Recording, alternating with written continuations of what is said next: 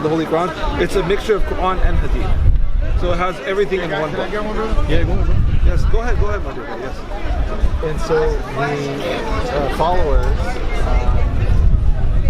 some have a more intense view of it, of what this is really saying. Some maybe interpret it that there's Yes, there's extremists of every religion. Yes, okay. actually, yes. Exactly. There's extremists like of every religion. For instance,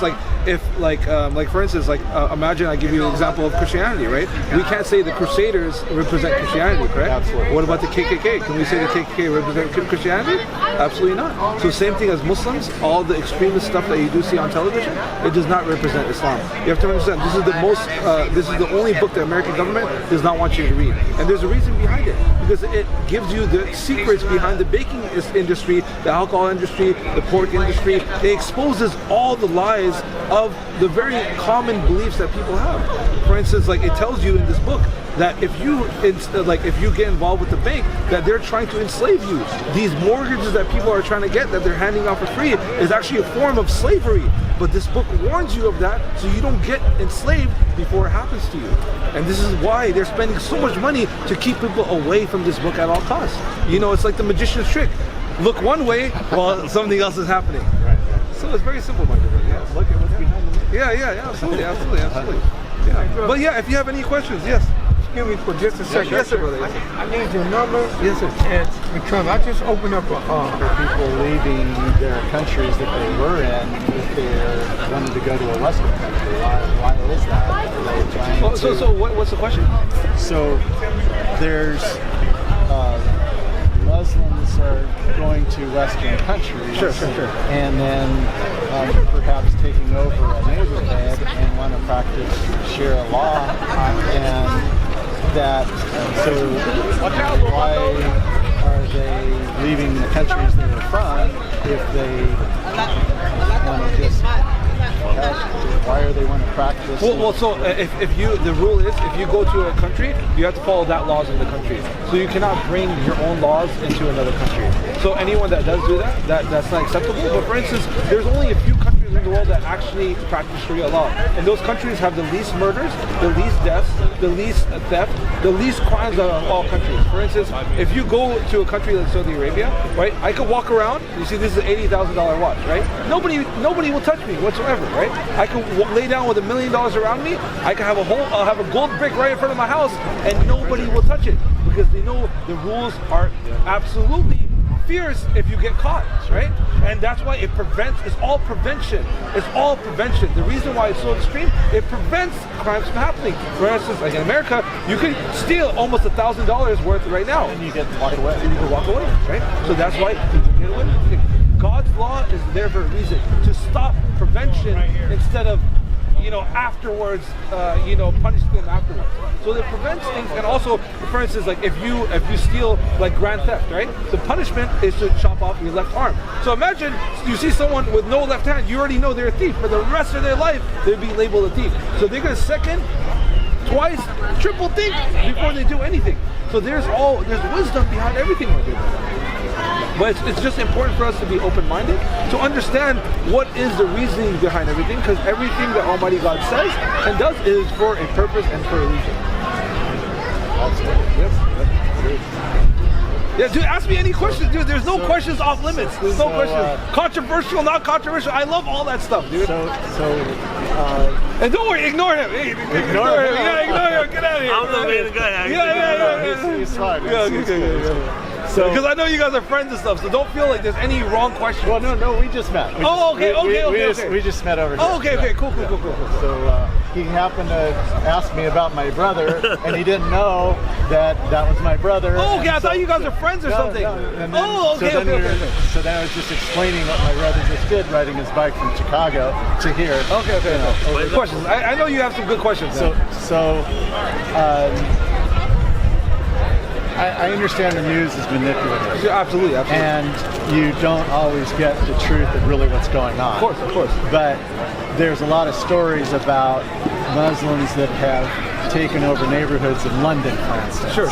And they do try to change the laws, Sure. and you can't do certain things in their neighborhoods because those laws have changed. So is that Honestly, that particularly I don't know about, but I am aware that in London, there's the Muslim population has just blown up, absolutely blown up. Sure. You know, no pun intended. You know what I'm saying? Yeah. But yeah, it's absolutely increased on a rapid level. That London is almost like a Muslim country on itself. You know, and yeah, I mean, but a lot of them are non-Muslims coming to Islam. It's not just people that are Muslim that are coming there. It's just, you know, people that are Muslim, they're representing Islam. They see it and then they come towards Islam as well. Like for instance, I just came back from Mecca not too long ago. I saw a lot of white men from London coming to Islam, and now they're in Mecca. So this is actually it's an international religion, and you have to ask, why don't they want you to read the Quran? Why? The main question is why? Why? You know what I'm saying? So yeah. Well, the West the media will say that one of the reasons that England wanted to leave the European Union and the whole Brexit thing is because of the immigration, infiltration, whatever, of Muslims into England, and they wanted to slow it down or stop it. Sure. So is that, I don't even know if that's the truth or not, but that's what you hear in the news. Sure. Because one thing that Islam, what Islam is going to do is going to mess with the alcohol industry, right? Because obviously Muslims don't drink alcohol, right? So if more and more people become Muslim in the West, the alcohol industry, which is over $1 trillion industry, is going to go down the drain, right? Obviously they don't want that to happen. The banking industry is going to go down the drain. Trillions of dollars. The gambling industry is going to go down the drain. Trillions of dollars. The fashion industry, right? You're not going to see half-naked women everywhere. And also the marriage rate is going to increase, right? Because the reason why the marriage rate is decreased and the divorce rate also increased as well is because modesty in women has completely disappeared. Before that never happened before. Even in America, maybe 80 years ago, you saw women wearing those big poofy dresses. You remember that, right?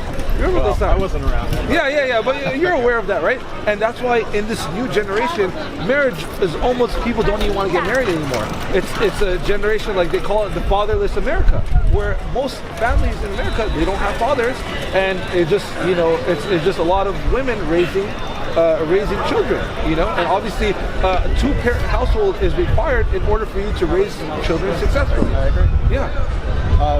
So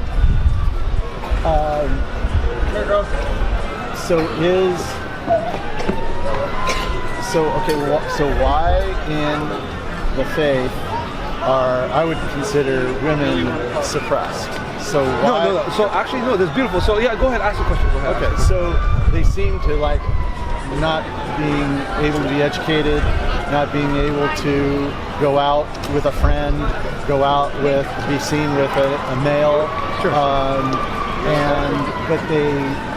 But the man seems to be completely controlling the women. Yes, in absolutely. society. Yeah, beautiful. I can answer that. So the reason in Islam, we believe the men are the leaders of the household, right? So in Islam, we allow men to be masculine and we allow women to be feminine, right?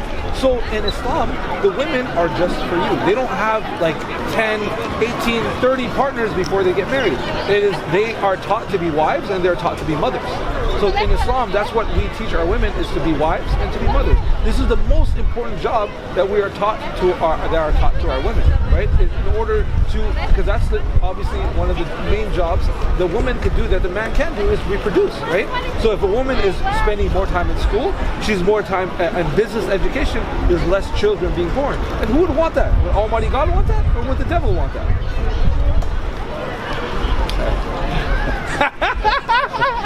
Come on, give me a handshake, man. Give me a handshake. No, but go ahead. So you said that women are suppressed. They're actually quite the opposite, right?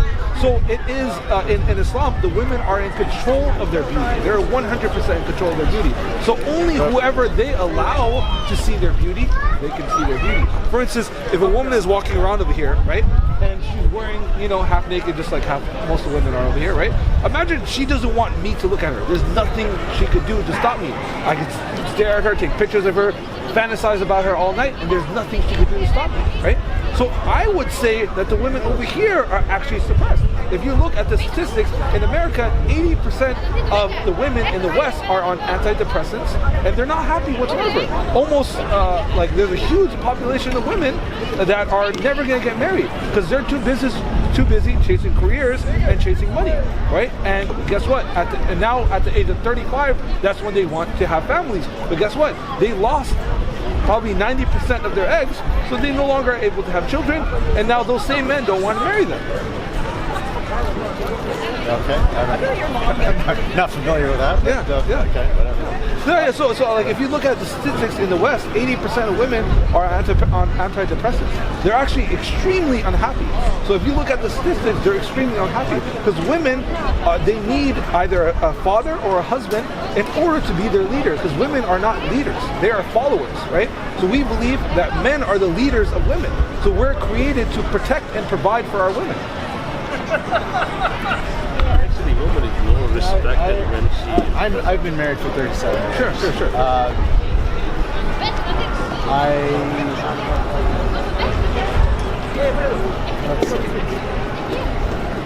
I think it's more of a partnership. Sure.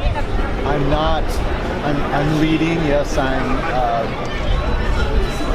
guess my final. Are you still married? Of course. It's okay. Continue. But you make the final decision, right? Well, probably. In most cases, I would say. But it is a partnership.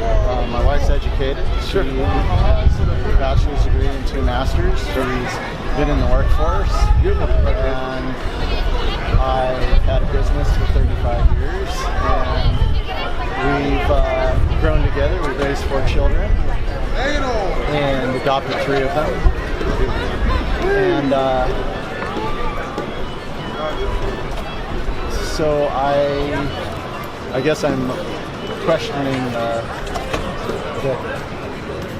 that whole notion of the man Being the leader of the household. well, not that. I don't know. Yeah, it's. Well, if you look at it right now, right, how did all that start? How did women join the workforce, right? It started in 1960, right? After World War II, when all the men were sent off to war, right?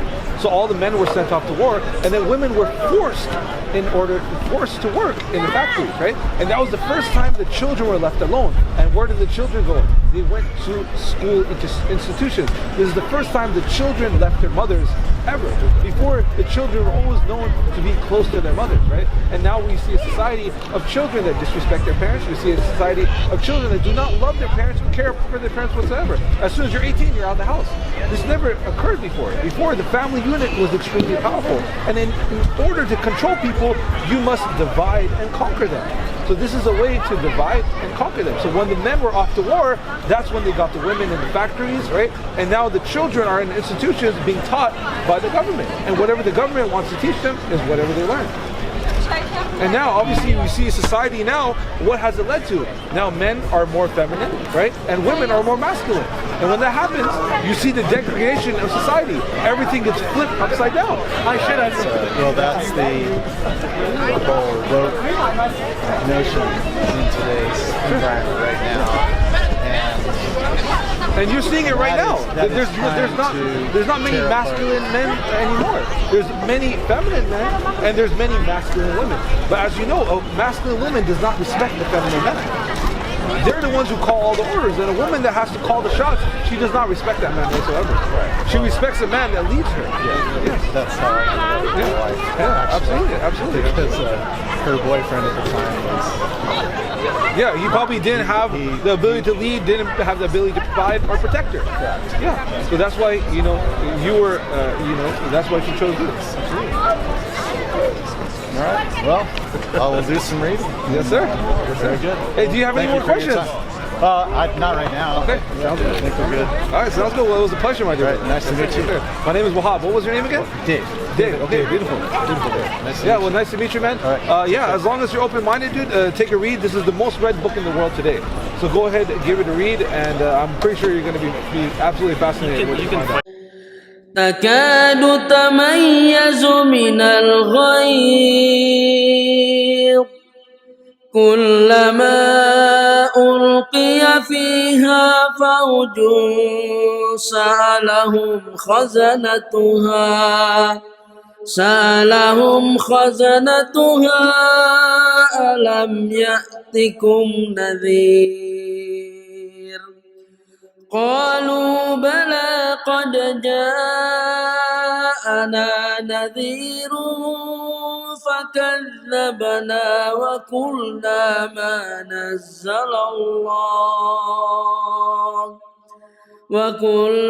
ما نزل الله من شيء إن أنتم إلا في ضلال كبير